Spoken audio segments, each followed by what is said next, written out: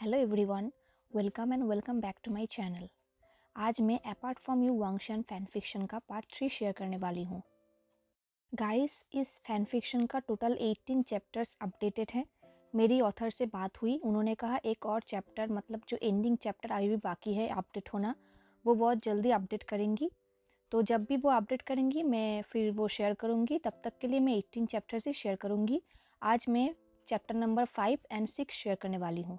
तो चलिए शुरू करते हैं आज का फैन फिक्शन। तो फाइनली 16 साल बाद लंजा विंग को क्लाउड रेसेस वापस लेके आया। फोर्स करके ही सही, बट उसका इरादा गलत नहीं था। वो विंग को सेव करना चाहता है इस दुनिया से, सबसे, और उसको वो सब कुछ देना चाहता है जो वो डिजर्व करता है। गुसु का एक खूबसूरत सुबह, विंग जिंगसी के बेड पे पीसफुली सो रहा था। सूरज की रोशनी खिड़की से उसके पूरे बॉडी पे पड़ रहा था और वो सूरज से बहुत सारे सन किसेस रिसीव कर रहा था। जिंगशे का ये ब्यूटी किसी भी ब्यूटी को चैलेंज कर सकता है। इस ब्यूटी को देख के किसी के भी दिल पिघल जाता है।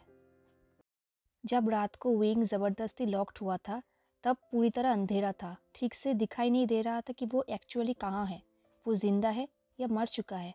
और ये इसका पनिशमेंट है इतनी सारे जाने लेने का। उसने कभी सोचा भी नहीं था कि वो जहाँ पर लॉक्ड है वो इतना खूबसूरत है और पूरे कमरे में सैंडलवुड सेंट की खुशबू आ रही थी, जिसे उसे अचानक से लंजा की याद आ गई और वो चौंक उठा। वो सोच रहा था कि अब गुस्सू से बाहर कैसे निकला जाए। वो बेड से उतरने ही वाला था कि उसे याद आया कि उसके शरीर में एक भी कपड़ा नहीं है और वो चिल्ला के बोलने लगा, लंजा तुम ऐसे मेरे साथ कैसे कर सकते हो। और तभी दरवाज़ा खोलने की आवाज़ हुई। विंग को पता है कि जिंगशी में लंजा के अलावा किसी और का हिम्मत नहीं है प्रवेश करने का, तो ये लंजा ही होगा। तो उसने दरवाजे की तरफ अपना पीठ कर लिया और अपने आप ही बोलने लगा, लंजा अगर तुमने मेरे कपड़े अभी की अभी वापस नहीं दिया तो मैं ऐसे ही बाहर निकल जाऊंगा।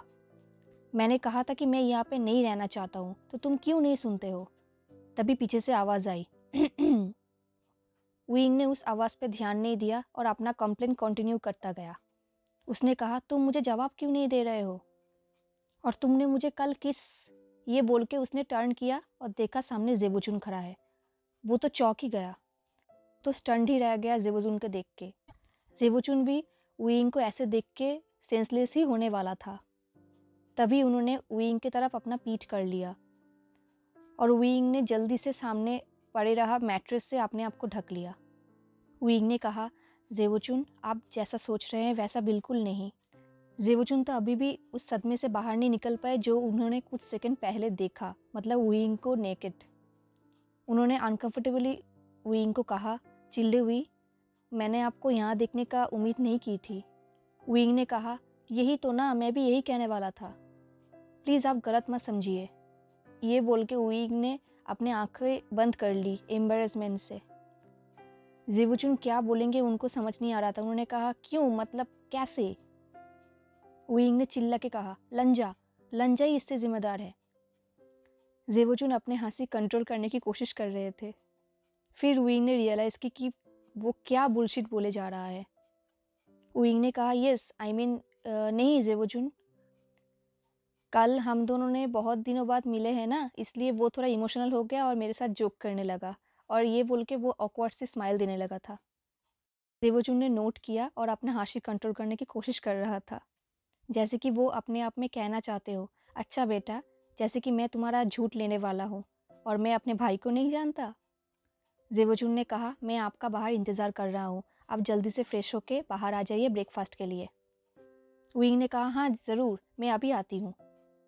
जेबुचुन जिंगसी से बाहर निकलने ही वाले थे कि विंग ने ज़ोर से चिल्लाया, जेबुचुन। जेबुचुन विंग की तरफ मुड़े तो विंग ने कहा, क्या आप मेरे एक हेल्प कर सकते हैं। जेबुचुन ने कहा, कैसा हेल्प। विंग ने कहा, क्या आप मुझे थोड़ा कपड़ा भेज सकते हैं, एक्चुअली लंजान मेरा सारा कपड़ा लेके चला गया। हे। जेबुचुन ने नोट की और अपने हंसी को कंट्रोल करने की कोशिश कर रहा था। उन्होंने कहा, ज़रूर मैं भेजता हूँ। विंग ने कहा, थैंक यू। फिर जेबुचुन जिंगसी से बाहर निकल गए। विंग थोड़ा रिलीफ फील किया और उसने जोर से चिल्लाया फ्रस्ट्रेशन में, लंजा। जेबुचुन सबसे बेस्ट कपड़े विंग के लिए भेजे और विंग ने वो कपड़े पहना और वो सच में बहुत खूबसूरत लग रहा था। वुयिंग ने अपने आप को मिरर में देखा और बताया, आहा, तुम इतने हैंडसम कैसे लग सकते हो वुशियन, तुम्हें कोई राइट नहीं है इतना सुंदर दिखने का। अगर तुम ऐसे ही हैंडसम दिखते रहे तो गुस्सू के सारे लड़कियां तुम्हारे लिए फिदा हो जाएंगी, लड़के भी हो सकते हैं, हे।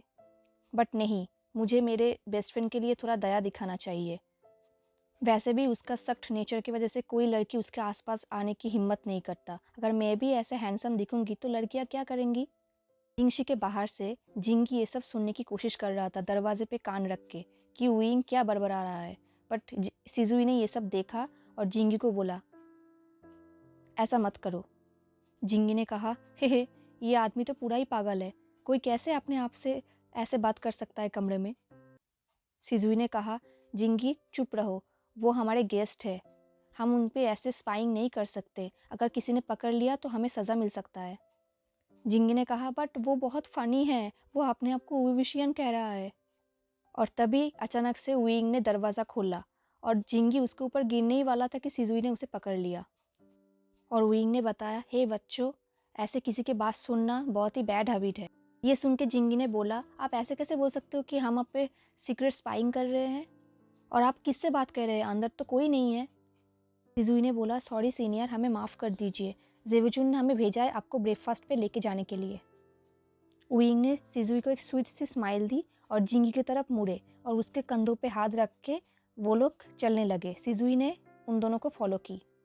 वुयिंग ने जिंगी को कहा कि तुम्हारे बात पे तो दम है, मुझे अपने आप से ऐसे बात करना नहीं चाहिए, बट मैं तुम्हारे बारे में भी आश्चर्य हो रहा हूँ।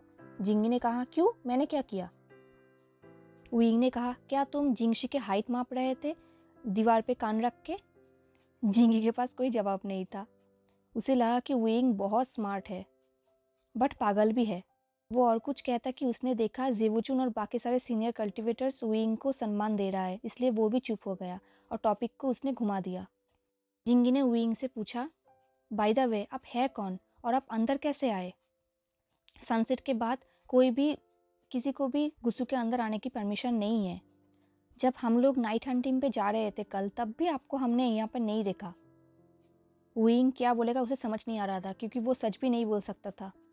उसने कहा, एक्चुअली मैं एक सीक्रेट गेट से अंदर आई हूँ ताकि मुझे कोई देख ना ले। जिंगी ने कहा, क्या सच में, कहाँ है वो सीक्रेट गेट। ये झूठ वुयिंग ने ये क्वेश्चन अवॉइड करने के लिए बोला था, बट उसे पता नहीं था कि दोनों जूनियर्स उसका विश्वास कर लेंगे।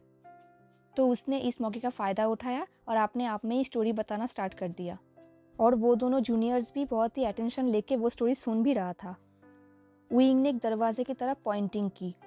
जिंगी और सिजुई ने वो दरवाज़ा देखा और कहा, ये तो क्लैन लीडर के चेंबर के दरवाज़ा है। वुयिंग अपना हंसी कंट्रोल करने की कोशिश कर रहा था और उसने अपना पॉइंटिंग दूसरी जगह घुमा दी।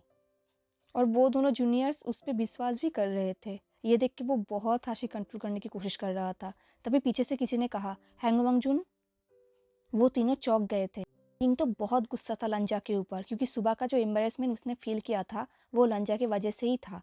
जब भी पीछे मुड़ा वो तो वहाँ पे चौंकता ही रह गया। उसने देखा कि एक बहुत खूबसूरत लड़की वहाँ पे खड़ी है। लड़की उन तीनों के सामने आई और उस लड़की ने जिंगी और सिजुई को बो किया और जिंगी और सिजुई ने भी उनको बो किया क्योंकि वो लड़की उन दोनों से सीनियर थी। उन दोनों ने बोला, गुड मॉर्निंग सीनियर यूनसू। वुयिंग मन ही मन में बोला, यूनसू। यूनसू ने वुयिंग को बो की और उन्हें कहा, हेलो सीनियर, मैं हूँ सीनियर कल्टिवेटर यूनसू। यूनसू की वॉइस यूनसू की तरह ही खूबसूरत है। यूनसू ने दोनों जूनियर्स को कहा, गुड मॉर्निंग तुम दोनों को ही।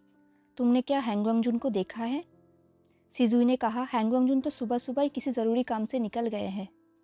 यूनसू ने कहा, ओह अच्छा ठीक है, तुम दोनों अपने क्लास में जाओ, मैं अपने पिता से मिलके तुम दोनों को ज्वाइन करती हूँ। दोनों जूनियर्स यूनसू को बो किया और यूनसू ने भी वुयिंग को बो किया और वहाँ से चली गई। वुयिंग ने पूछा, कौन थी वो।